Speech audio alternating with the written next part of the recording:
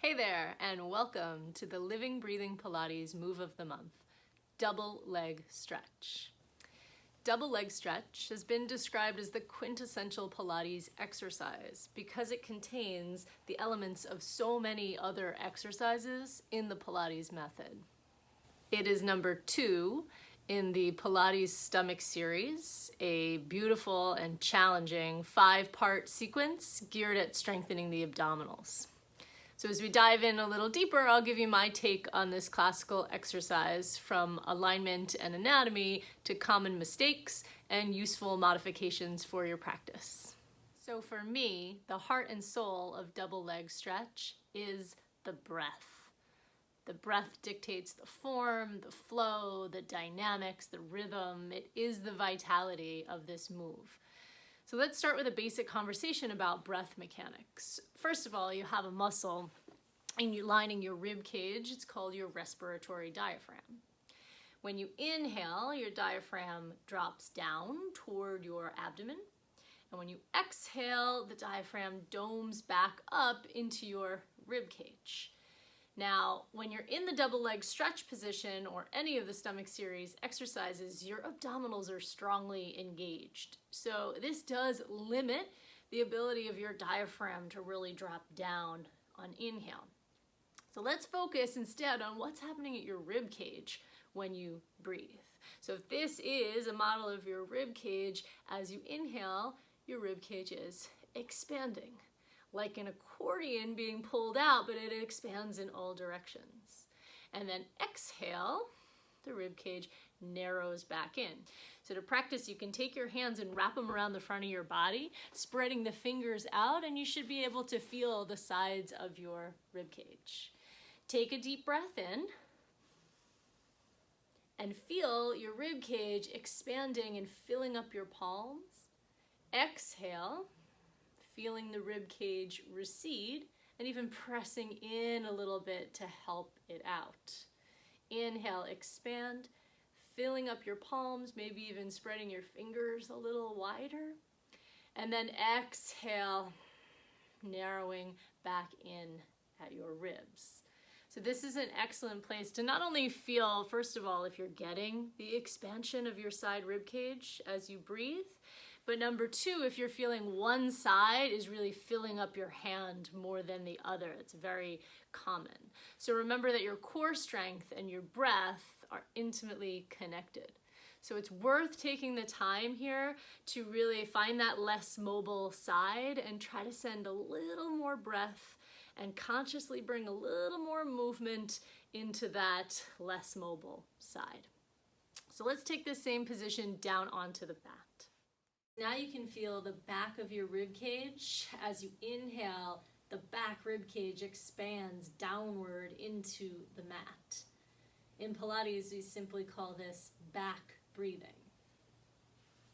Now you can add the arm circles, but don't be distracted by your lovely limbs. You want to really stay with the feeling of the breath.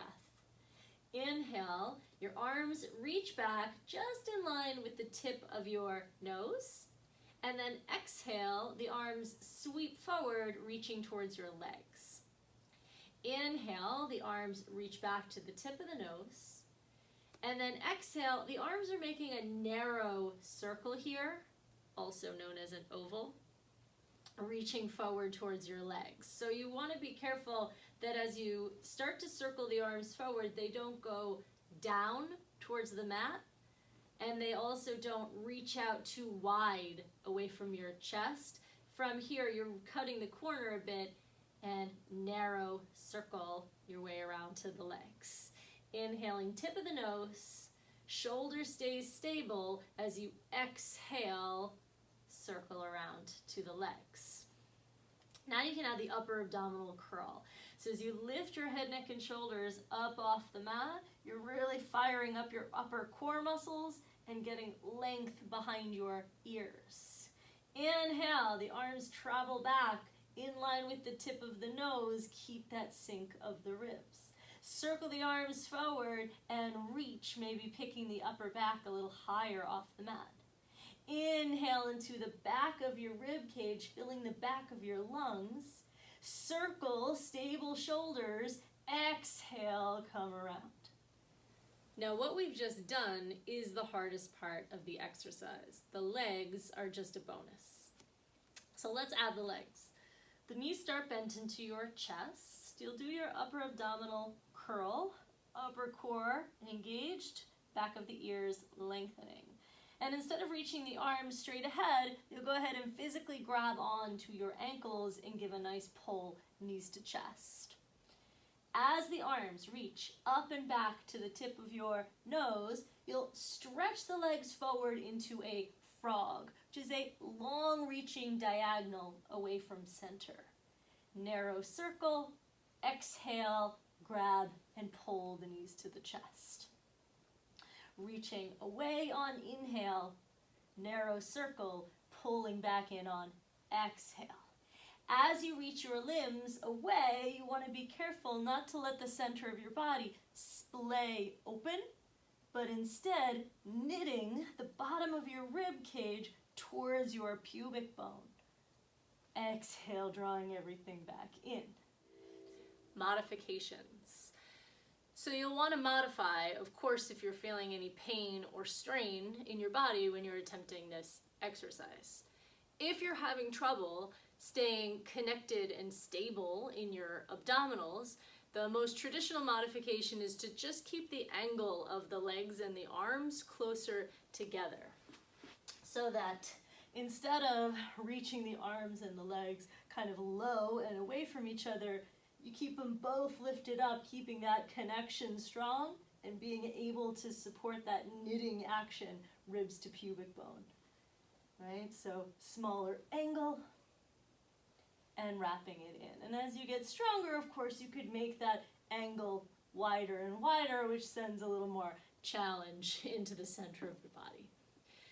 Now, if your neck is feeling anything cranky, it's talking back to you a little bit. You know, I like to use a ball under the head. This goes for a lot of the abdominal exercises in Pilates. You can just take the neck out of the equation. Give a little support with a ball or a pillow. And then you can focus on the rest of the actions in the exercise, right? Strong, stable abdomen, shoulder stability, narrow circle, and that nice reaching frog. Inner thighs squeezing, and then the knees come in about shoulder width apart. So plenty to work on without having to also lift the head if you've got neck issues. Now, if your low back is feeling anything funky in this exercise, I suggest just taking the legs out of the equation. So remember I said this part here, this is the hardest part, right? Keeping the upper back really lifted off the mat, focusing on those long, deep breaths. Now you could graduate eventually to moving to tabletop as you stretch the arms and then pulling back in, knees to chest. Right, but even this modification will allow you to keep a little bit more of your back pressing, imprinting into the mat, which might feel better if your low back doesn't feel so great in the full version. So I'll wrap it up now with the 3 most common mistakes I see. The first one, by a mile, is arms too far back. Reaching the arms way back behind into no man's land back here. In my notes, this is written in capital letters, arms too far back. They should be up in line with the tip of your nose. That's a good landmark. Once you get out of the habit of reaching those arms so far back, you will totally understand this exercise in a new way. Number 2, which is related to number 1, is the upper back falling down onto the mat as the arms reach. So the arms are heavy, and as they go back, they tend to drag you down. You have to work very, very hard to keep your upper body lifted when the arms are behind you. So that's why number 1, you don't want the arms too far behind you, and number 2, you want to be consciously peeling the upper spine off the mat. When you lay back, this is going to the beach, and when you scoop up, that's doing Pilates. So both are good, you just want to remember which one you're doing. And the last most common mistake is just rushing. Just going through the motions, nothing really happening. When in doubt, go back to the breath. Take a really full inhale into the sides of the ribs, the back of the rib cage. Fill out that inhale with reach, and then circle. Exhale, exhale, exhale. Keep exhaling, make it a little bit tighter, right? I had the opportunity to train with Pilates elder Romana Krzyzanowska, and she used to say, squeeze the juice out of it. So I hope you enjoyed this video and found it useful. I would love to hear your thoughts and questions in the comment section below. And until next time, move well, be well.